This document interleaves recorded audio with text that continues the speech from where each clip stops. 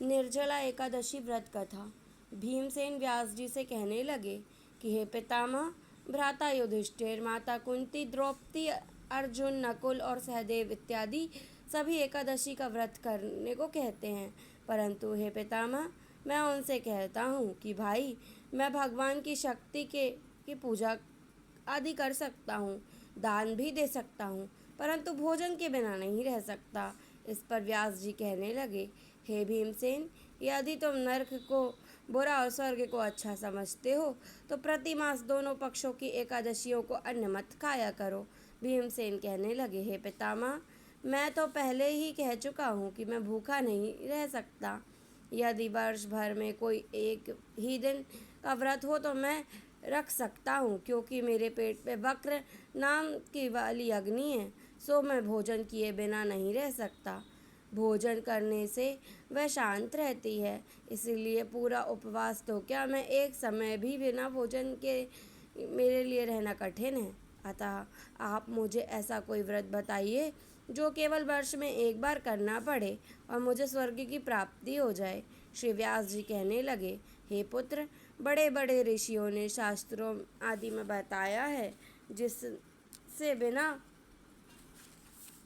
धन के थोड़े परिश्रम से स्वर्ग की प्राप्ति हो सकती है। इस प्रकार शास्त्रों में दोनों पक्षों की एकादशी का व्रत मुक्ति का कारण लिखा गया है। श्री व्यास जी के वचन सुनकर भीमसेन नरक जाने के भय से भयभीत हो गए और काँप कर कहने लगे, अब मैं क्या करूं? मास में 2 व्रत तो मैं कर नहीं सकता, हाँ, वर्ष में एक व्रत करने का प्रयास अवश्य कर सकता हूँ। अतः वर्ष में एक दिन व्रत करने से यदि मेरी मुक्ति हो जाए, ऐसा कोई व्रत बतलाइए। यह सुन व्यास जी कहने लगे कि वृष और मिथुन संक्रांति के बीच ज्येष्ठ के शुक्ल पक्ष की जो एकादशी आती है, उस एकादशी का नाम निर्जला है। तुम उस एकादशी का व्रत करो। इस एकादशी में स्नान और आचमन के सिवा जल वर्जित है। आचमन में 6 मासे से अधिक जल नहीं होना चाहिए, अन्यथा यह मद्यपान के सदृश हो जाता है। इस दिन भोजन नहीं करना चाहिए, क्योंकि भोजन से करने से व्रत नष्ट हो जाता है। यदि एकादशी को सूर्योदय से लेकर द्वादशी के सूर्योदय तक जल ग्रहण ना करें तो उससे सारी एकादशियों का फल प्राप्त होता है।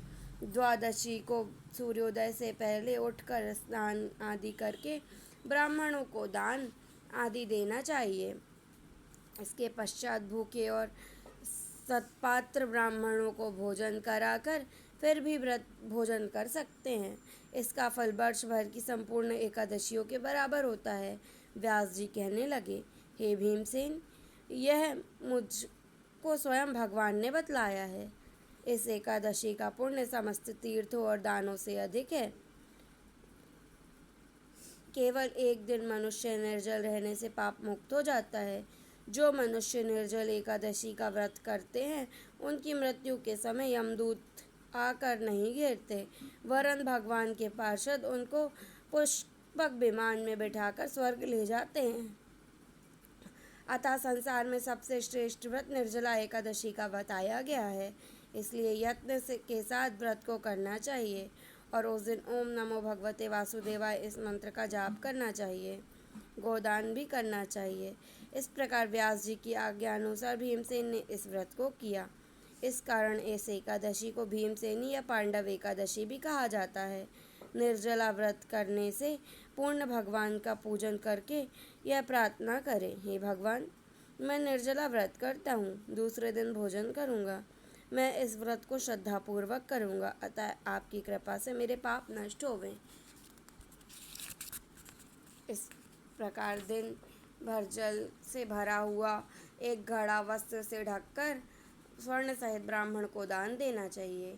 जो मनुष्य इस व्रत को करते हैं उनको करोड़ों रुपये सोना दान करने का फल मिलता है, और जो इस दिन यज्ञ आदि करते हैं उनके फल का तो वर्णन भी नहीं किया जा सकता। इस एकादशी के व्रत से पुण्य विष्णु लोक को प्राप्त होता है। जो मनुष्य इस दिन अन्न खाते हैं वे चांडाल के समान हैं, वे अंत में नरक को जाते हैं। जिसने निर्जला एकादशी का व्रत किया है वो चाहे ब्रह्महत्या किया हो, मद्यपान करता हो, चोरी करता हो अथवा गुरु से के साथ द्वेष वाला हो, मगर इस व्रत के प्रभाव से स्वर्ग को जाता है। हे कुंती पुत्र, जो मनुष्य स्त्री पुरुष श्रद्धापूर्वक इस व्रत को करते हैं उनको सभी कर्मों से मुक्ति मिलती है। प्रथम भगवान का पूजन, फिर गोदान, ब्राह्मण को मिष्ठान और दक्षिणा देना तथा जल से भरे कलश का दान अवश्य करना चाहिए। निर्जला एकादशी के दिन अन्न, वस्त्र, उपहान, जूती आदि का दान भी करना चाहिए।